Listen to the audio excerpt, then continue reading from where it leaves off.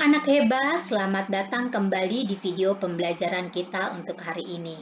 Masih bersama dengan Ibu Ismaria, kita akan belajar bersama-sama pada pelajaran tematik untuk siswa kelas 3 sekolah dasar di tema 2, menyayangi tumbuhan dan hewan, subtema 2, manfaat hewan bagi kehidupan manusia pada pembelajaran yang kedua dan ketiga. Buku teks wajib yang masih kita gunakan yaitu buku tematik terpadu kurikulum 2013 revisi 2018 pada tema 2 milik Kemendikbud ditambah dengan buku siswa pendamping. Sebelum kita masuk pada pembelajaran yang kedua, Ibu ingin mengajak kalian untuk mensyukuri karunia Tuhan Yang Maha Esa. Anak-anak, Tuhan Yang Maha Esa menganugerahkan kepada setiap manusia kelebihan. Apapun kelebihan yang Tuhan berikan kepada kita, kita harus selalu mensyukurinya. Bagaimana cara mensyukurinya, anak-anak? Ya, cara mensyukurinya adalah dengan memanfaatkan kelebihan yang dimiliki oleh kita untuk kebaikan. Kelebihan apa yang kalian miliki? Ibu yakin setiap dari kalian memiliki kelebihan dan kalian harus juga menggunakan kelebihan yang kalian miliki itu untuk kebaikan.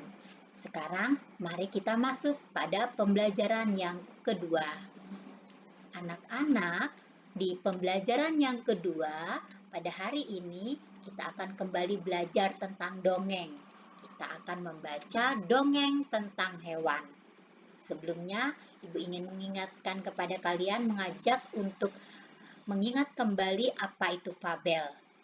Fabel adalah cerita yang mengisahkan kehidupan hewan dan menggunakan tokoh hewan di dalam ceritanya. Kita sudah banyak membaca tentang fabel dongeng. Ya, dongeng fabel atau fabel dongeng sama saja. Nah, dongeng kancil pada pembelajaran yang lalu, ya. Dan sekarang pun kita akan kembali membaca dongeng tentang hewan. Nah, mari kita baca dongeng Kisah Semut dan Merpati yang telah disajikan dalam buku tematik terpadu di halaman 66 sampai 67. Namun anak-anak, kita ingat ya, atau kita perhatikan, ketika kita membaca dongeng, kita harus memperhatikan lafal dan intonasi yang dimiliki oleh dongeng. Nah, anak-anak, yuk kita baca bersama Kisah Semut dan Merpati berikut ini. Pada suatu hari, ada seekor semut yang sedang berjalan-jalan mencari makan di pinggir sungai. Seperti biasa, dia berjalan dengan riang, dan karena kurang hati-hati, tiba-tiba ia terjatuh ke dalam sungai. Arus sungai menghanyutkannya. Semut itu timbul tenggelam dan kelelahan. Ia berusaha untuk menepi, tetapi tidak berhasil. Seekor burung merpati kebetulan bertengger di ranting pohon yang melintang di atas sungai. Melihat semut yang hampir tenggelam dan merasa iba. Burung merpati ini memetik daun dan menjatuhkannya di dekat semut. Semut merayap naik ke atas daun. Akhirnya, ia berhasil menyelamatkan dirinya dengan bantuan daun tersebut dan mendarat di tepi sungai. Tidak lama kemudian, sang semut melihat seekor pemburu burung sedang mengendap-endap berusaha mendekati burung merpati yang telah menolongnya tadi. Semut menyadari bahaya yang membayangi merpati yang baik tersebut. Ia segera berlari mendekati pemburu dan menggigit kaki sang pemburu. Pemburu itu kesakitan dan terkejut. Ia mengibaskan ranting yang tadinya akan digunakan untuk menangkap burung. Burung merpati menyadari keberadaan pemburu yang sibuk mengibas-ngibaskan ranting. Akhirnya, sang burung pun terbang menyelamatkan dirinya. Nah, demikianlah anak-anak kisah semut dan merpati ya. Judulnya adalah Kisah Semut dan Merpati. Pengarangnya anonim. Anonim artinya tidak diketahui siapa pengarang sebenarnya. Nah, anak-anak, selanjutnya coba kalian menjawab pertanyaan yang ada ini. Sini ada dua pertanyaan. Pertanyaan pertama, pelajaran apa yang kamu dapatkan dari dongeng kisah semut dan merpati? Dan pada pertanyaan yang kedua yaitu, dari paragraf berapa kamu menemukan pelajaran dari dongeng kisah semut dan merpati? Ibu harap kalian dapat menjawab dua pertanyaan yang ada ini ya anak-anak. Nah, anak-anak, pernahkah kalian melihat atau menonton sebuah pementasan dongeng? Ya, untuk mengetahui bagaimana cara mendongeng yang baik, kalian bisa menonton video pendongeng Indonesia. Kalian bisa memperhatikan bagaimana caranya menyampaikan cerita, caranya mengucapkan dialog, caranya membuat gerak-gerik, dan cara menunjukkan ekspresi wajah.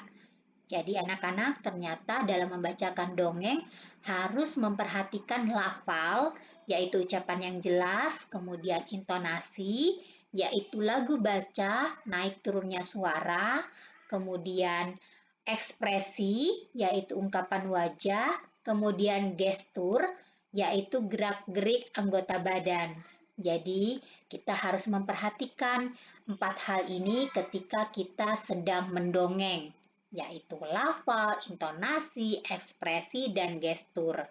Nah, setelah mengamati cara mendongeng yang baik, coba kalian mempraktikkan bagaimana cara mendongeng yang baik di depan anggota keluarga kalian yang ada di rumah. Kalian dapat mendongengkan kembali cerita kisah semut dan merpati yang telah kalian baca tadi dengan bahasa kalian sendiri. Nah, anak-anak, silahkan mencoba nanti ya. Selanjutnya, mari kalian amati karakteristik atau sifat yang dimiliki oleh individu yang ada di lingkungan kalian. Jadi, kalian bisa mengamati sifat-sifat teman yang ada di sekitar rumah kalian. Sifat apa yang termasuk jenis sifat baik dan sifat apa yang termasuk jenis sifat tidak baik yang dimiliki oleh teman-teman yang ada di sekitar kalian. Jadi di dalam contoh di sini Ibu berikan sifat teman yang ada di sekitar rumah yaitu suka menolong. Nah, apakah ini termasuk dalam sifat baik atau sifat tidak baik? Ya, suka menolong adalah termasuk dalam sikap baik atau sifat baik. Ya, sifat baik. Jadi berikan tanda centang pada kolom baik. Nah, nanti begitu cara kerjanya ya anak-anak. Nah, anak-anak, sifat baik itu adalah sifat yang harus dicontoh dan dilakukan. Dan sifat yang tidak baik itu tidak boleh dicontoh dan dilakukan. Jadi penting hal ini untuk kalian ingat ya. Kalian ingat bahwa sifat baik harus dicontoh dan dilakukan, dan sifat yang tidak baik tidak boleh dicontoh dan dilakukan. Nah, selanjutnya anak-anak, mari kita belajar dari pembelajaran yang ketiga. Nah, sebelum kita masuk ke dalam pembelajaran yang ketiga, Ibu kembali mengajak kalian mensyukuri karunia Tuhan yang Maha Esa. Nah, anak-anak, di sekitar kita banyak terdapat hewan. Setiap hewan diciptakan Tuhan yang Maha Esa dengan manfaat masing-masing. Sebagai contoh adalah lebah. Lebah menghasilkan madu yang bermanfaat untuk menjaga kesehatan. Selain itu, ada kupu-kupu yang bermanfaat membantu proses penyerbukan sehingga tanaman menghasilkan buah. Nah, apa yang harus kamu lakukan untuk mensyukuri nikmat ini yang telah diberikan oleh Tuhan? Ya, kita harus menyayangi hewan yang ada di sekitar kita. Kita harus bisa mensyukuri karunia yang telah Tuhan berikan kepada kehidupan kita. Nah, selanjutnya anak-anak, pada pembelajaran yang ketiga ini kita juga akan belajar menari. Sama seperti pada pembelajaran yang pertama ya. Nah, di pembelajaran kedua ini ada tokoh Wayan. Wayan baru saja berolahraga menirukan gerak burung. Burung adalah binatang unggas yang dipelihara sebagai hiburan. Burung disukai karena warna bulunya yang cantik. Burung juga disukai karena suaranya yang bagus. Burung juga disukai oleh orang karena gerakannya yang lincah. Gerakan burung melompat dan terbang sering menjadi ide tarian ya anak-anak. Salah satunya adalah tari merak. Nah, meskipun disebut burung, merak itu ternyata tidak bisa terbang di angkasa. Merak memiliki kekasan pada bulunya yang indah berwarna-warni. Sayangnya burung ini sudah langka dan sulit dijumpai di hutan. Burung ini hanya bisa dilihat di Suaka Marga Satwa. Nanti kalian boleh mencari di internet bagaimana sih rupa seekor burung merak itu. Nah, selanjutnya anak-anak, binatang yang juga bisa kita ikuti gerakannya atau gerak-geriknya untuk dijadikan ide membuat sebuah tarian adalah kupu-kupu. Nah, silakan kalian baca syair lagu yang ada ini, kemudian kalian bisa membuat gerakan tari berdasarkan syair lagu tersebut. Nah, di sini adalah syair lagu kupu-kupu yang lucu. Nanti kalian boleh berkreasi. Kalian membuat sebuah tarian berdasarkan syair lagu ini. Silahkan kalian mencoba di rumah ya anak-anak. Nah, selanjutnya anak-anak, mari kita mencari tahu. Kita akan belajar kembali tentang perkalian, sifat pertukaran pada perkalian.